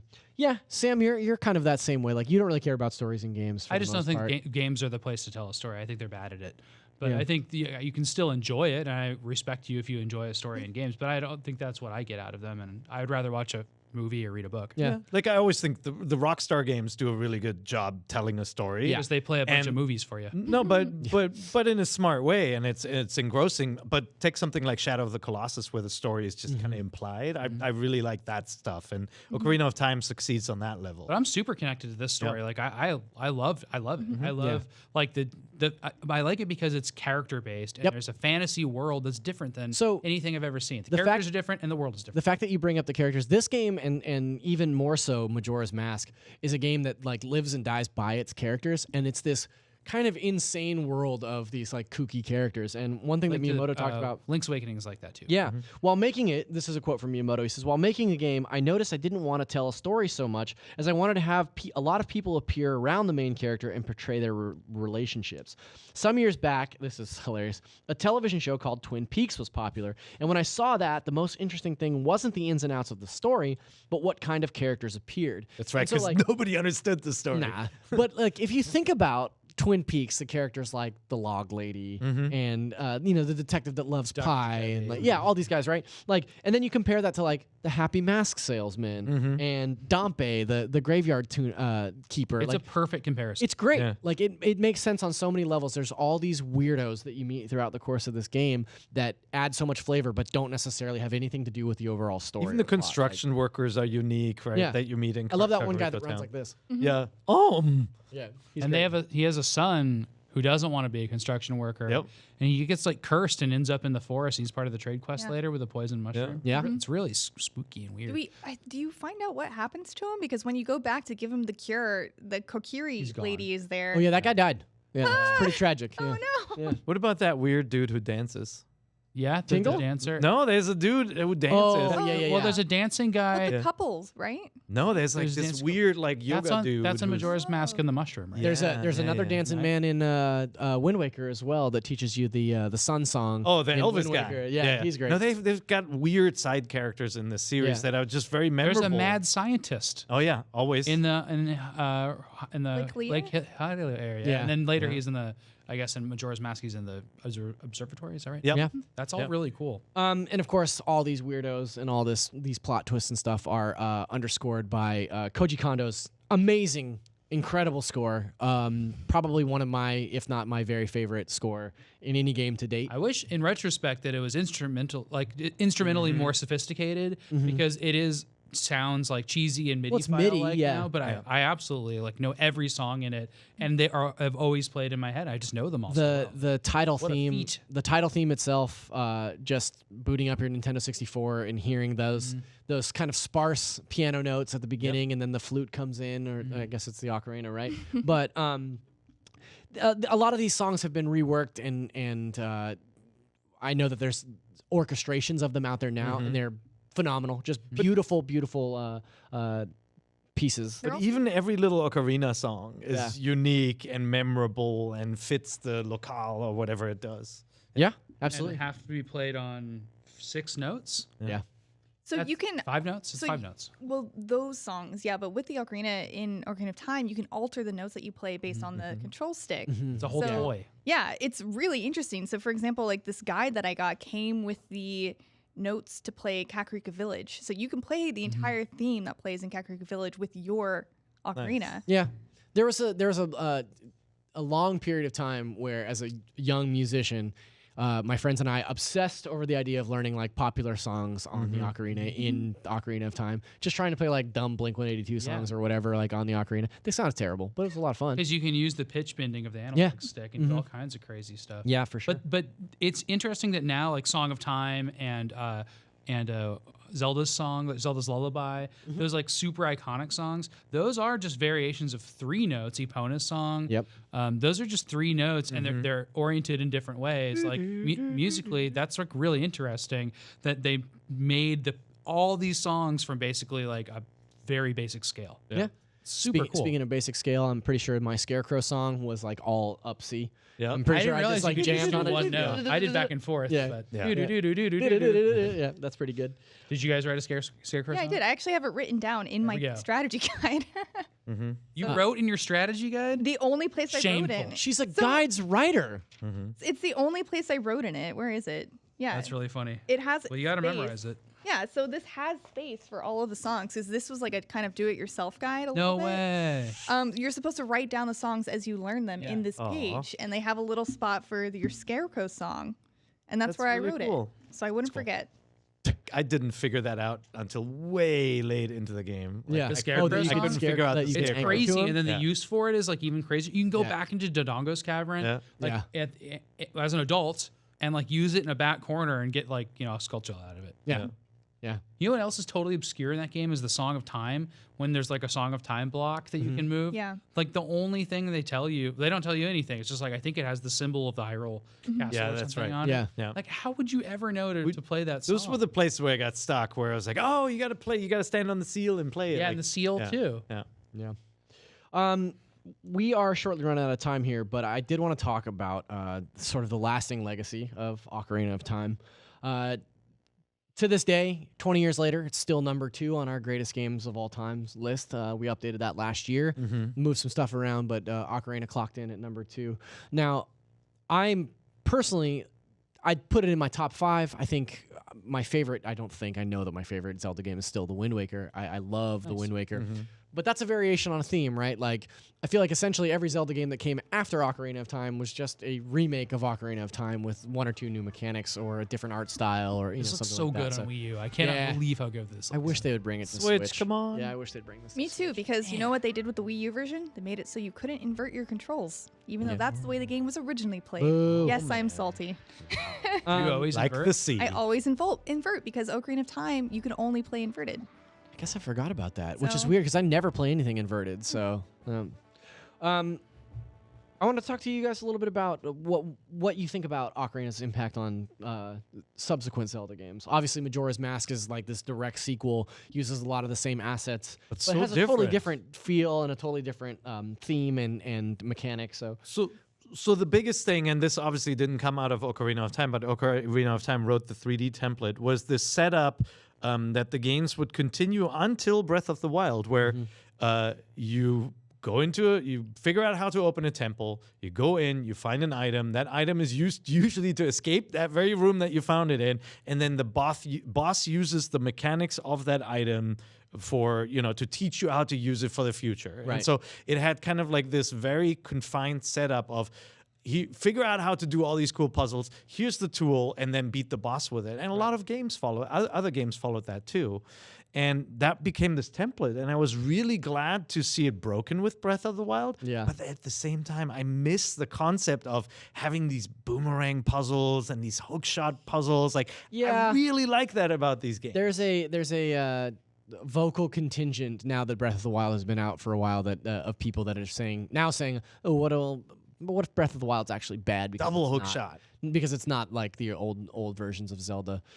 What about you guys? You have any thoughts on subsequent Zeldas and Ocarina's impact on them? I think Ocarina was bad for the series. Like I think it's my it's my favorite Zelda game, and like I love it. I really wish the series had not taken away the bad parts of it, which are like like just what Per's saying. I don't think they should have taken away like let's do this exact style of dungeon from here on out, and let's take these not an open world, but like a series of interconnected places Hubs, and hubs, and make that Zelda. Like I'm so happy that Breath of the Wild broke out of that. Yeah, me too. Like, but Breath of the Wild still is doing the same thing that Ocarina did. It's just which is like changing, from 2D to 3D. That jump was as big as Ocarina to Breath of the Wild for me because of making an open world work. Like that jump was so crazy huge. Yeah. And I'm so happy it did that. But I'm sad that after Ocarina, was the exception of the Game Boy games and Majora's Mask, I think Skyward Sword and Twilight Princess were just really the wrong direction. Yeah, I'm not a huge proponent of either. I really love Twilight Princess. I love Twilight Princess as well. Skyward Sword, I had issues because of the gameplay. It's better than you remember it. If you go back, it is because I loved they it at the use time. they use the motion controls, and obviously those are each game has a unique element, and it's usually centered around the overworld, right? And they didn't want to repeat themselves after Ocarina of Time. And Majora's Mask with this kind of two worlds in the same place, and you use a horse to get around. And so it's almost like every game had like the MacGuffin. It's like now you have a ship, now you had a train, right. now you have a bird. And they kind of, I felt like Ocarina of Time set that up, and then they repeated that. Link to the Past didn't have a horse or anything like that. And I do wish they had broken out of that. But I think Twilight Princess is just this. Twilight Princess is almost like Super Smash Bros. Ultimate. It's like everything from this series in one place, and you can ride you have a canoe, and you have a horse, and you have all this stuff. And you I turn really into a dug wolf. that game. And you turn into a wolf, right? But I hear you. It's cool to see the series change so drastically, but part of me thinks, wouldn't it be cool if you had Breath of the Wild, but now they reintroduce some of the temples and the concepts of items into it. I want to go in the water again. I want to put on my iron boots and walk on the bottom of a lake. Yeah. I think rebuilding this game in a bigger, better way using Breath of the Wild would be really fun. Like a mod of this game, Breath of the Wild, that's not just the same Hyrule Field, but Hyrule Field is interesting and big, but it's just like the dungeons, and I love the characters and stuff in this game. They're so remarkable and cool. I'd love to revisit them in some Bring back the mirror. Like I did like in Link to the Past, I loved going between the two different worlds anywhere. Like once you get that power. You didn't have that in Ocarina of Time. It was tethered to the growing up mechanic and putting the sword back and everything. Yeah. You'd always have to go back to the Yeah. temple Yeah, time. it gets a little cumbersome. Let's talk a little bit about Ocarina's impact on gaming at large. I thought this was really interesting. We interviewed Dan Houser in 2012. That's Rockstar's vice president. I said we, but I don't think this came from an IGN interview. He said back then, anyone who's making 3D games now and says that they've not borrowed something from Mario or Zelda 64 is lying.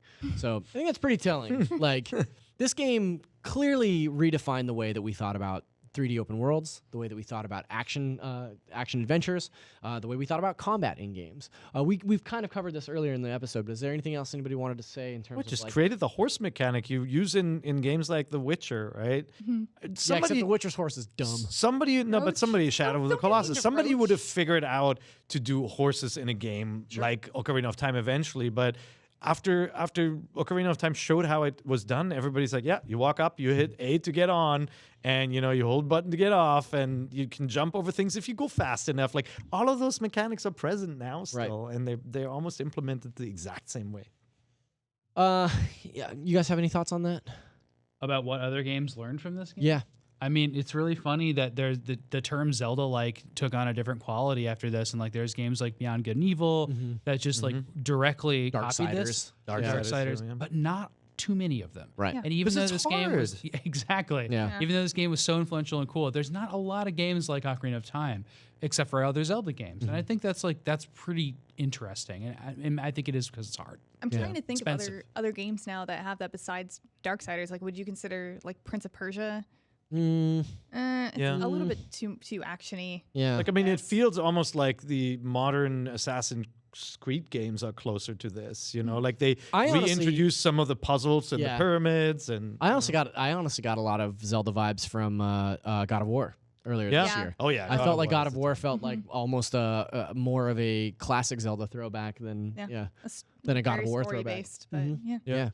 Yeah, it's hard to play a game and not see the influences nowadays. And like game companies, I'm sure, when Mario 64 came out, I think a lot of developers said, thank you for figuring out this damn camera. Because if you go back and play games like Jumping Flash, where you're navigating, it's first person, but you're navigating these 3D environments, like you just fall because you can't tell where you are. And these games just set developers up for success. That's a really good point.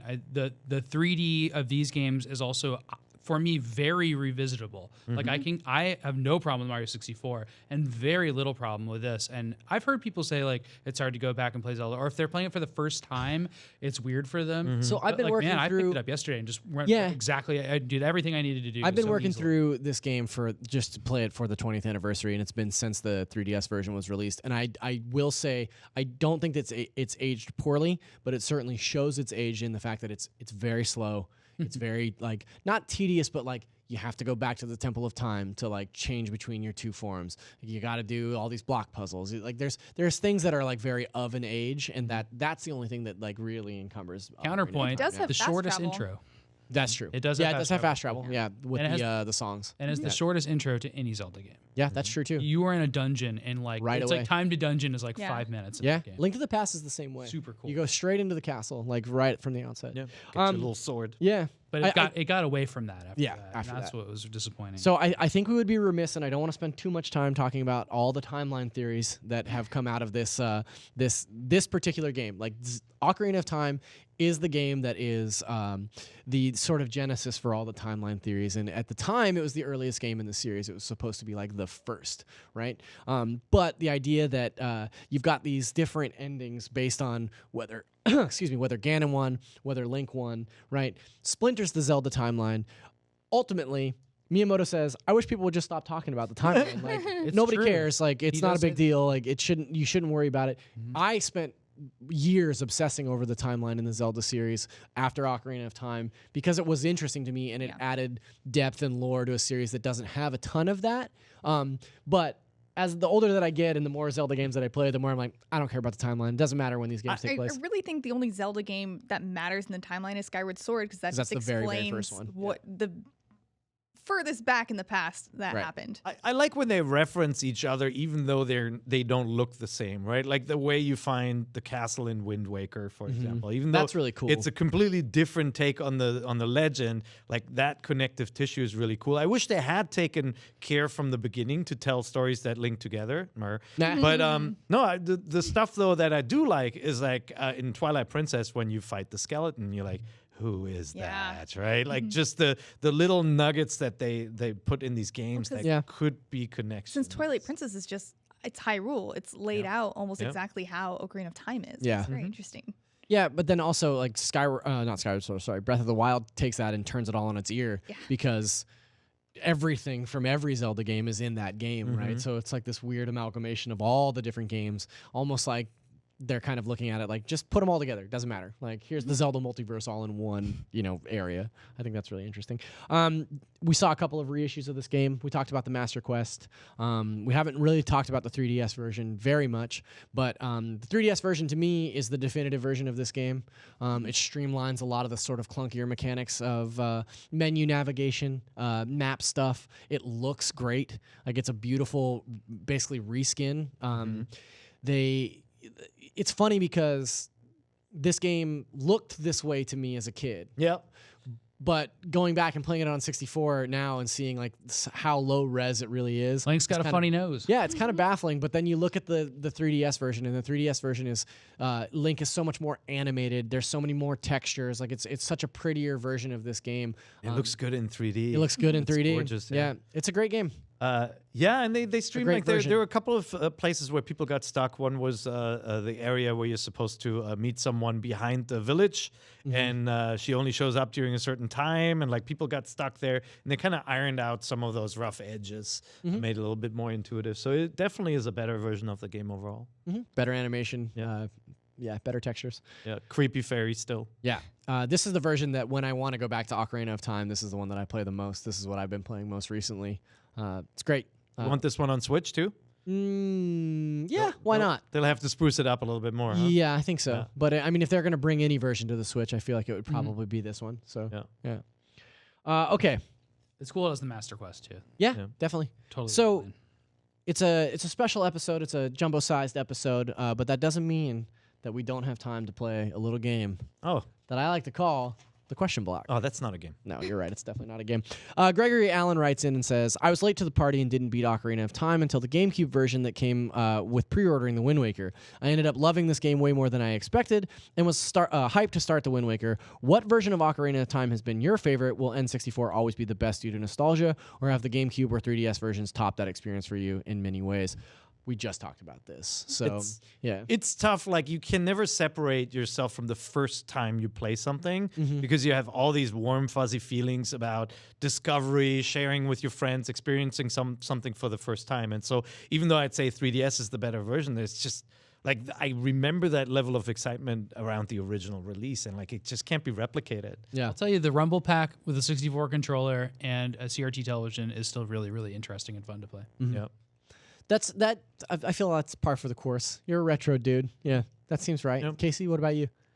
It's actually kind of difficult going back to the 64 controller now. Like I played a little This bit of analog stick. I played a little bit of Ocarina of Time yesterday when Sam hooked it up, and I was like, oh man, this controller feels real weird because it's been such a long Really time. weird, awesome. Yeah, but really great. I mean, you can always. Yeah. It's like riding a It's bicycle. a terrible right? controller.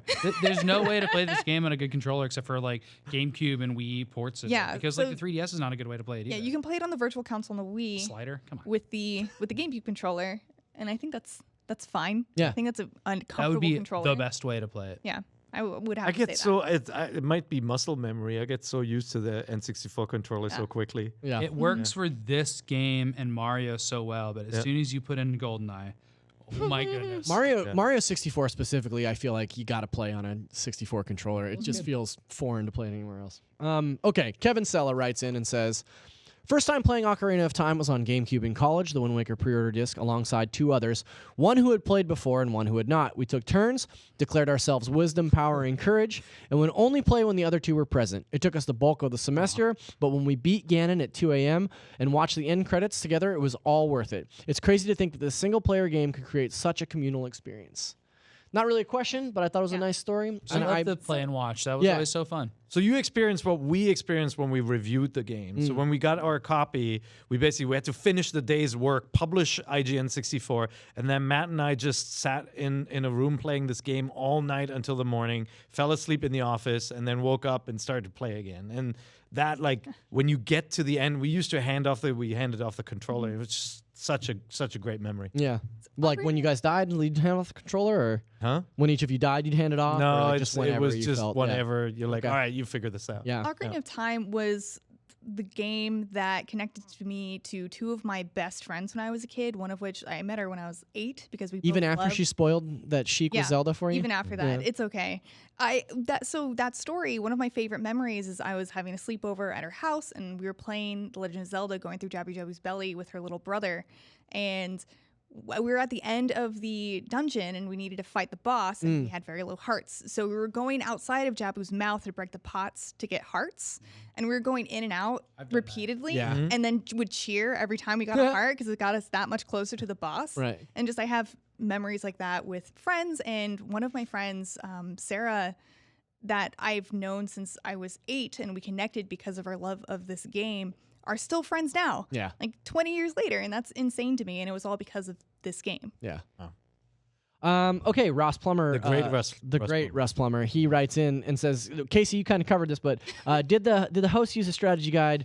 Do you miss the nerdy feeling of having a book dedicated to the game? And this is an excellent opportunity to plug IGN Wikis, he says.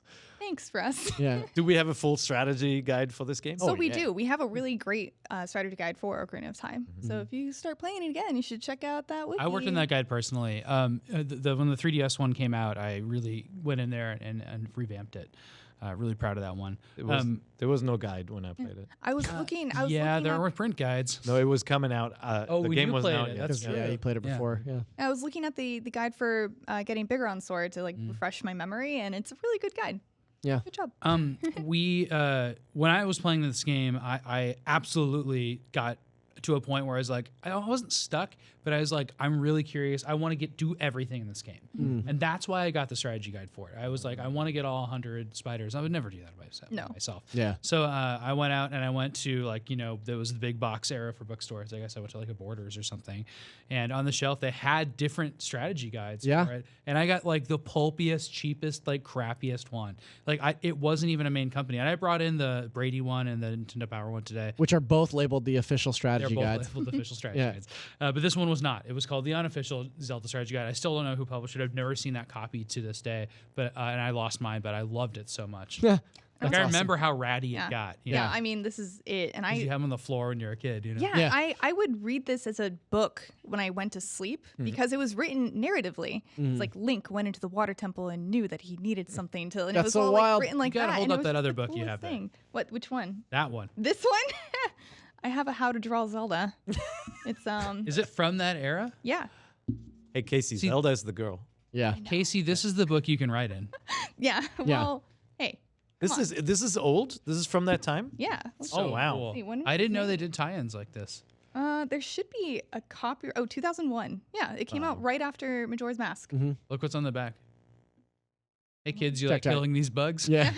I think Now you can there color is- them. There's some Majora's Mask stuff in there. There's Volvagia. Is there? That's really cool. Have you ever encountered any old stuff that says the Ocarina of Time that has the in it? Because I remember speaking to Nintendo of America when they said, "Yes, we've got approval to remove the from the title." Whoa. Man. Yeah, it was Not going on to the be game Toot. box. It was going to be Toot. T-O-O-T. Well, this is the funniest thing is that a lot of the preview issues of magazines we found say Zelda 64. Right. Yeah. And the Game Shark says Zelda 64. Zelda 64. I remember Yeah, when I don't think the first- game came. Did the name come in hot? Maybe. Must have. No, we just mean, got this is- used to calling it that. That was This shorthand is, for this it. is yeah. June of 98, which Yeah. means that it was probably written me see if in it's called that. April or May, right? Yeah. Yeah. I remember when Yeah. I first heard the term Zelda 64, I thought they were talking about a totally different game. Ah. 'Cause like I said, I was totally removed from media and everything that had to do with games then. So I didn't know. We called it Zelda 64 even after the title had been announced because you get so used to it. you know? Yeah. So this is Legend of Zelda 64. The Ocarina Oh, of they Time. actually knew it at that time already. Yeah. Yeah, there you go. But on the cover, just Zelda 64. Yeah. How funny. I love this next gen magazine too because it's got the gold cart and it's embossed. So that was only a limited really run cool. with embossed cards. Yeah. So if you bought it in a store, you wouldn't have had that cover. And it's wild because like the gold on it has held up so well. Yeah. Nicely done, Pear. I protected And you it wrote with my for this life. magazine. I did. Yeah. Yeah. And We several did IGNers couple of reviews in were there. involved in Yep. this. Last question here before we have to wrap up, and that comes from our friend Chris Davies, who asks, do you think that Breath of the Wild or any future Zelda will have the long-lasting cultural impact that Ocarina of Time has? Sam, you kind of touched on this a little bit. Cultural impact, I don't know. I can't speak to yet, but I will say It's that not one of those pop culture games like Super Mario Brothers where like you play the music and everybody knows it. Right. It didn't get to that level. And I don't really know why. I mean, I think it's because Nintendo 64 wasn't as popular as the NES. I mean, are you talking about Ocarina? Because I Yeah. feel like Ocarina is a sort of a cultural milestone, especially with gamers. for like, us. Yeah. But like my parents would have no idea what that is. But everybody knows who I Mario mean, is. they even had Ocarina of Time cameos in like the Powerpuff Girls. Mm-hmm. I mean, it's In what way? so there was a little scene of I think Buttercup or Bubbles playing a game, and it started with someone getting smashed with a rock and the fairy going, hey, listen, over and over again. Yeah. No, but you're right. Obviously, the old classics like even Pac-Man, all of that, they're more culturally just better known in the end. Yeah, I don't know why though. The beginning. I Yeah, will say that earlier. that Breath of the Wild to me maybe not. Whether or not it's as culturally impactful remains to be seen. But I will say that you hit the nail on the head earlier when you said that Zelda 64, Ocarina of Time, is to the original Zelda games what Breath of the Wild is to Ocarina, right? Like it is the way that Nintendo showed us what a 3D action game could be and how to navigate a 3D world and things like that versus how to create an open world, how to incentivize players for really relying on exploration and intuition. Like Breath of the Wild to me is the perfect open world game and frankly the blueprint for what I think any open world game should be looking at moving forward. I'm really excited to see, games like Assassin's Creed Odyssey.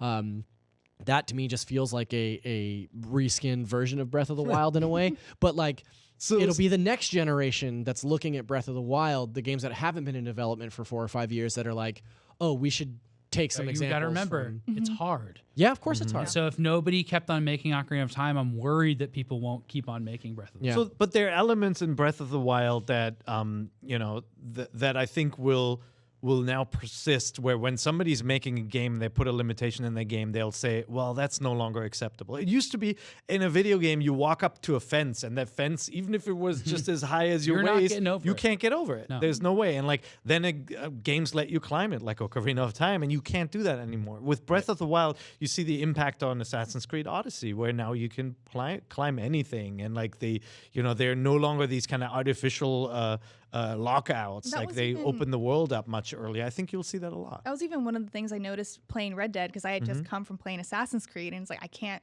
climb this steep hill. What's Right. going on? Why can't I do this? Yeah. So I think that kind of thinking is going to be more prevalent because of games like Breath of the Wild. Yeah, and not to say Breath of the Wild invented this, right? yeah, like no. the Elder Scrolls games had a giant map, and you can go anywhere and get yourself in trouble, right? I mean, the best part was trying to scale a mountain with a horse, right? But we Yeah. can say The Legend of Zelda invented that. Yeah, and then this game basically said, if you see it, you can scale it, unless when it's raining. Right, unless it's raining. Well, you guys, thank you so much for you, Zach. taking a trip down memory lane, and thank you out there for letting This us was fun. wax nostalgic about the Ocarina of Time for well over an hour. This is such an important game to me, and I'm glad that we had an opportunity to sit here and kind of celebrate it for its 20th anniversary. Sam's going to jump right in. I said this and- earlier, but I don't think I would be here if I hadn't played Ocarina of Time when I was young. Yeah, I mean, honestly, same. Like, it's such an important game because it encouraged me to continue playing games into my Exactly. adulthood. And, like, yeah, I will love this game forever. And we hope that you out there love this game forever as well. Next week's episode, or the next episode, I should say, all about Pokemon. Apologies for those of you out there who are dying to hear us talk That about trailer! the Detective Pikachu trailer or, our Pokemon You Let's guys Go can review. just call us up. We'll talk about Pokemon. If you Yeah, that sounds great. Next time, yeah. Thank you so much for watching. Remember, NVC is IGN's Nintendo show, and you can catch us every week right here at 3 p.m. on Thursdays on IGN.com and 3 p.m. on Fridays on YouTube. Take it easy, guys. We'll see you next week, and don't forget, get out there and... Get the thing.